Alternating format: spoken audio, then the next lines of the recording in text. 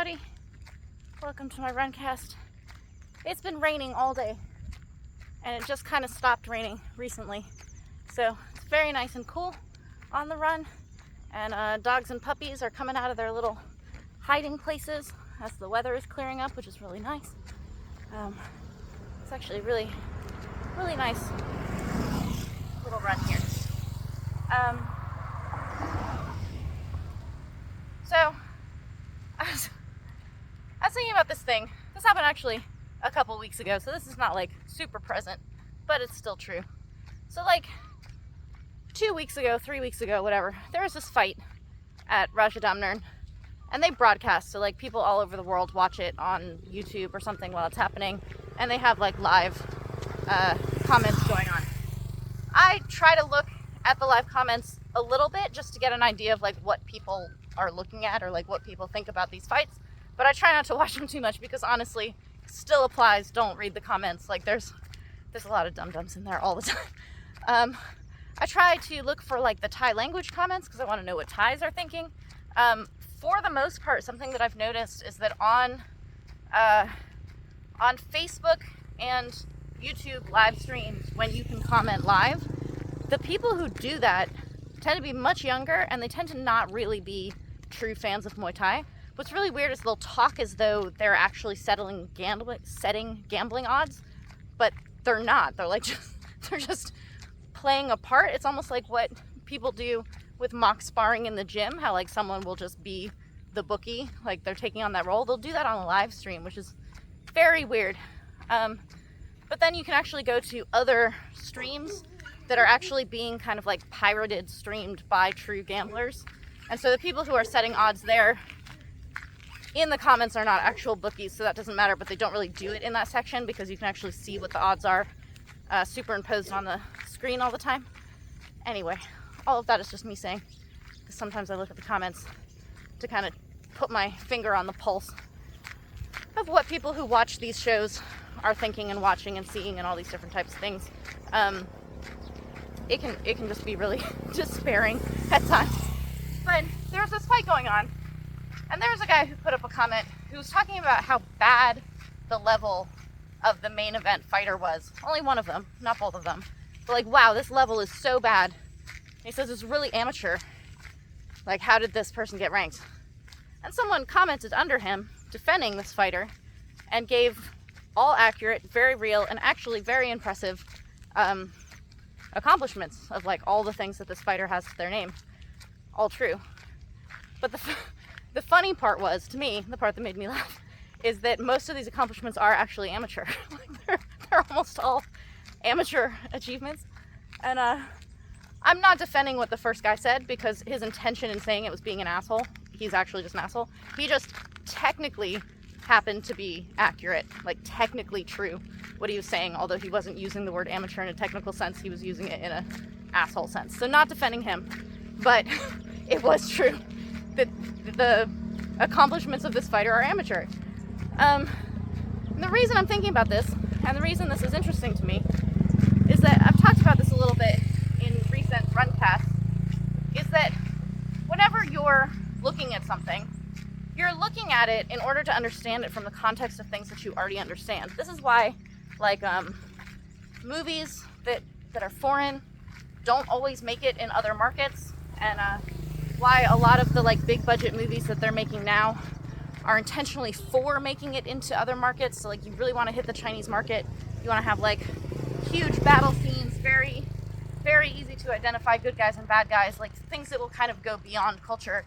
And this is the reason, probably, I suspect, why comedies have really disappeared, is that comedy is so culturally specific, it does not translate well across culture. I lived in Germany for like 8 months, and German humor is very dry. It's very dry. But it took me a while to like actually find anything funny, but I did eventually. It came from my language getting better and that kind of thing. But so, if you're going to watch a sport and try to understand it and try to enjoy it, you're going to be kind of like putting it into the context of the world you understand, because that's how we understand everything. It's not like you're being a dick by doing that. That's actually how we understand anything. And so if something is like way outside of your comprehension, it's really hard to identify with it. Kevin really likes kung fu movies. Like, this is actually how I discovered Muay Thai, was because he has this like massive kung fu collection. And then I got so sick of it, I was like, enough. He's like, okay, just one more. And he made me watch Ong Bak, and it was so different, and I was like way into it. But like, there are these like epics. I can't even remember what it's called, but there's some Chinese epic. It's so long, I swear to God, it feels like it's 6 hours long, and it makes absolutely no sense, even with the subtitles. Like, I don't know what's happening. Chinese people, or people who know the epic that's being retold, would completely know what that is. Like, I remember when The Matrix came out and everyone was just going crazy for it, and they're like, this is so genius, like, oh my God, it's so mind-bending. And I'm like, have you guys not read The Cave? Like, this is not that mind-bending, because I had context for it, right? So people who know these stories, who like know the Ramayana or something, when you see a stage play of like Thai stage opera, if you know the Ramayana, you know who these characters are. If you know like Hindu characters, you're like, oh, I know who Garuda is, I know who Hanuman is, like this kind of stuff. You can kind of follow it better. This is what's happening when people are trying to watch Muay Thai and their only reference is maybe amateur Muay Thai, which is international, like IFMA's international, but it's not scored the same as stadium Muay Thai. It's not really performed the same as stadium Muay Thai, because you have people from all around the world, and if you don't know how things are scored, and you think that every weapon scores the same, you're like, I don't understand why my 10 strikes, most of which aren't landing, but I threw 10 of them, are not outscoring the 3 that are coming back at me. This is like math. I understand math. That's not necessarily how it's scored in professional. And like, professional boxing in the West looks really, really different from amateur boxing. Like, this is true. Like, I played Pee-wee soccer up through high school. But like, when I watched the World Cup, this is like not the same sport as what I was playing, and like the tactics and things are going to be really different. And this morning, I ran into a comment on Reddit. Maybe it's on Facebook. Oh, it's Instagram. As though it matters. All these different platforms. On Instagram, somebody had shared an interview with Pipa, who's the trainer of Sanchai and Lordzilla. And he was saying that with entertainment Muay Thai, femur is going to disappear. He's like, you can't be femur in these shows. They just want brawling. So femur is going to disappear. You can't do it like that. This is true. Muay Khao is going to disappear also. You're basically going to turn everyone into Muay Mat. And this guy in the comments, fair enough. Like, his understanding of how things are, fair enough comment. He just doesn't know. He was like, if femur is so great, how come it can't beat a brawler?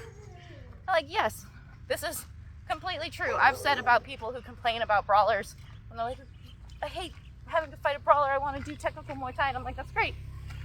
You need to have good enough technical Muay Thai that you can do that when someone's trying to brawl. The difference is that in the rule set, or in the way that they actually ref it, or in the bonus knockout incentives and this kind of stuff, that completely shapes what you're able to do.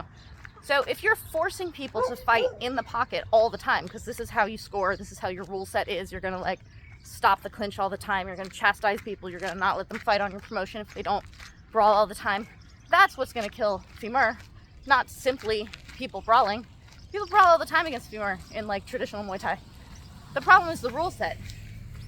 And this is again this thing where like your understanding of what something is you're like, well, if grenades are so devastating, how come nobody brings them to a fist fight? And you're like, because you're gonna blow yourself up at that range. Like, it's a different range weapon, so you're not gonna use it in a fist fight. You're not gonna use it at the range that you could use like a gun or a knife. This is the kind of argument that goes with looking at styles of Muay Thai and the way that amateur Muay Thai works, the way it's scored, the way the rule set is, all these different things. That's gonna shape how people fight. And so you can get away with fighting a certain way, and you can be very good fighting a certain way. You can even be world champion fighting that certain way in that rule set or in that context. And then you move outside of that context into stadium Muay Thai or a different rule set, or into a world where things are scored differently. Like, I've never fought in Australia, never been to Australia, but I have noticed in the fights that I watch and who wins those fights that they really like the busier fighter. Like, they really, really like a busy fighter, and they really like low kicks. That exact same thing transplanted into Thailand is not going to be winning fights. And they might not even look very good fighting in Thailand, because people who know how to fight in the format here or know how to keep different distances and different ranges are going to make that look not really good. It's going to look like someone being matadored, basically.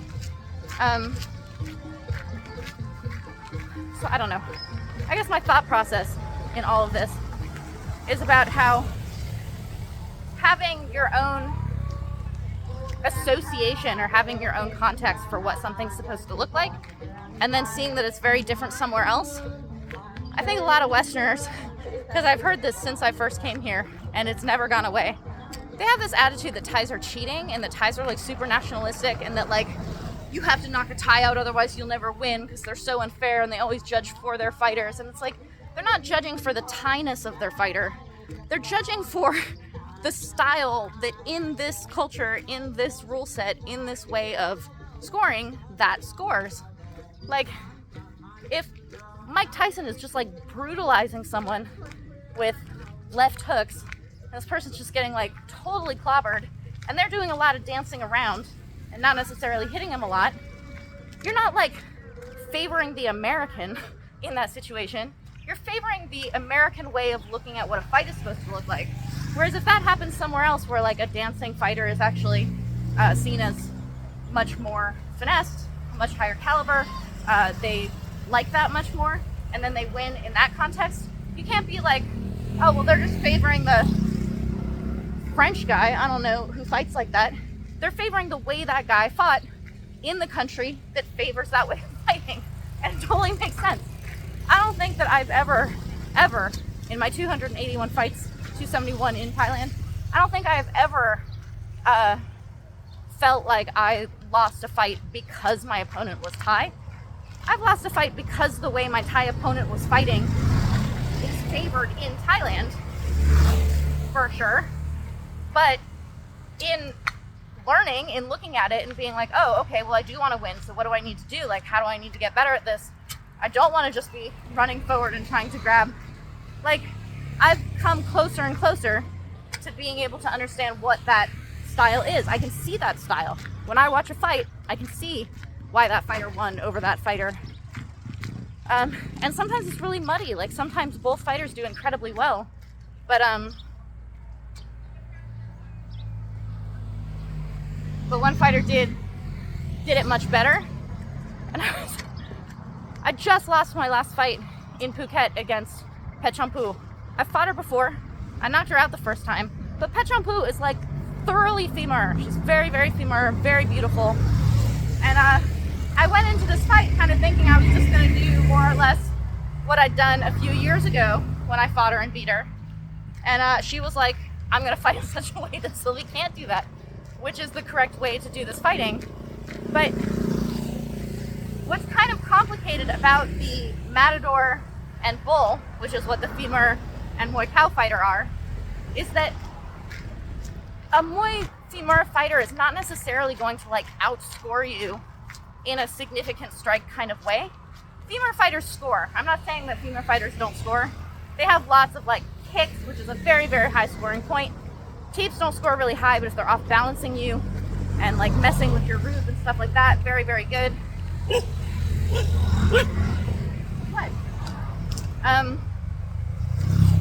But something that you have to think about is that when you're looking at different styles, what actually is scoring or what actually is being looked at to score or to determine the fight is not necessarily a one-for-one way of fighting. So if you're talking about amateur Muay Thai outside of Thailand, for sure, it's like whose punch lands better, who lands more kicks. Like, it's like an adding machine.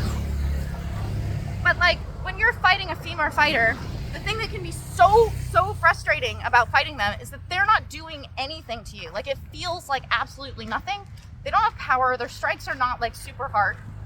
And so you're getting hit by things, but you're like, who fucking cares?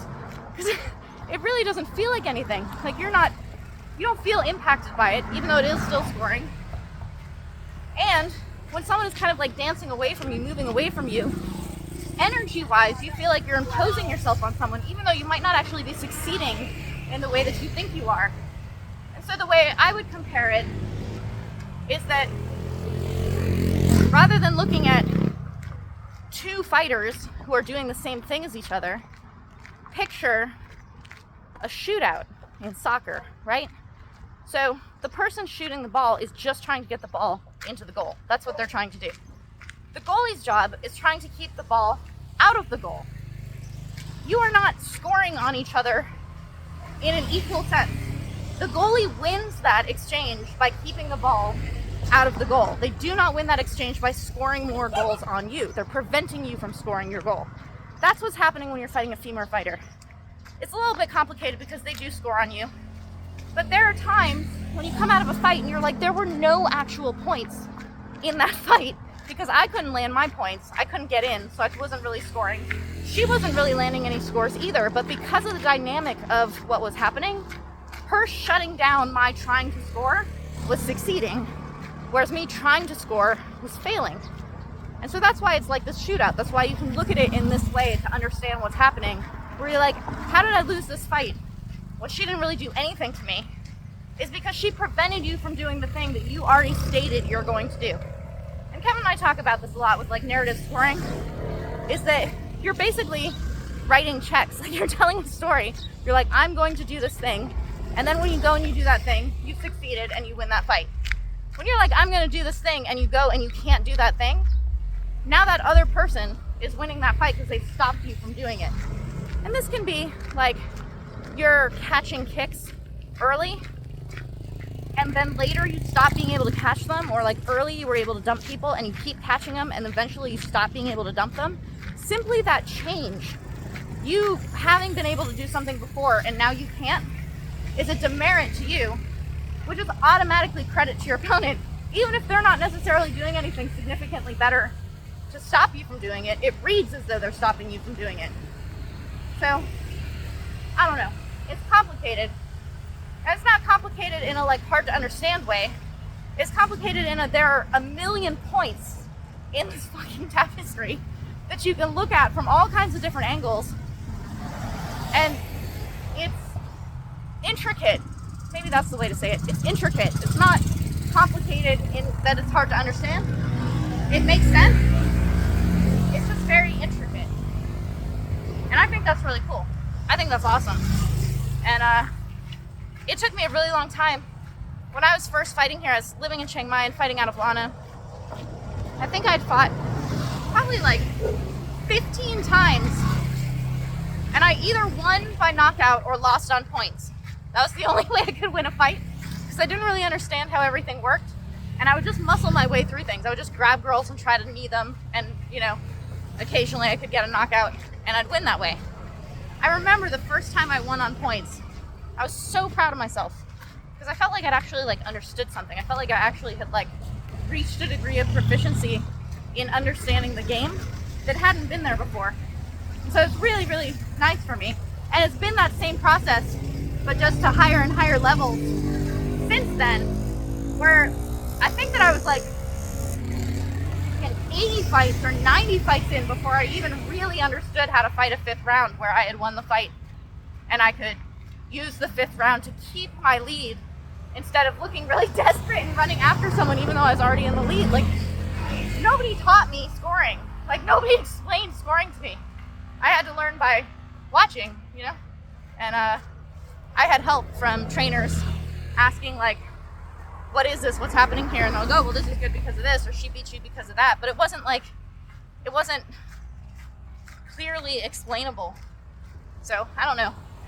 It's a little bit frustrating because now with entertainment Muay Thai, all the understandings that I've come to in how Muay Thai is scored isn't true for entertainment Muay Thai. And it's having an impact on stadium Muay Thai. So the things that were true that took me a long time to understand are starting to shift away from that. And so it's like this, you know, reassessing or re-understanding what people are looking at. And that's just a fact of a living sport. Like, I remember they were changing rules at Lumpini back in like 2014 or 15. It was like right after they moved the stadium, maybe 14. And they were totally like adjusting how much they were letting people go backwards and stuff. But they like come out and they say it as a statement, like they make an announcement about how they're going to be scoring things differently. They're not obscure or opaque about it. But other things are not official changes. Other things are not officially decided. People just start looking differently and swaying differently and liking things a different way. Or you get different referees who have certain preferences as they cycle out and that kind of thing. So, I don't know. Intricate.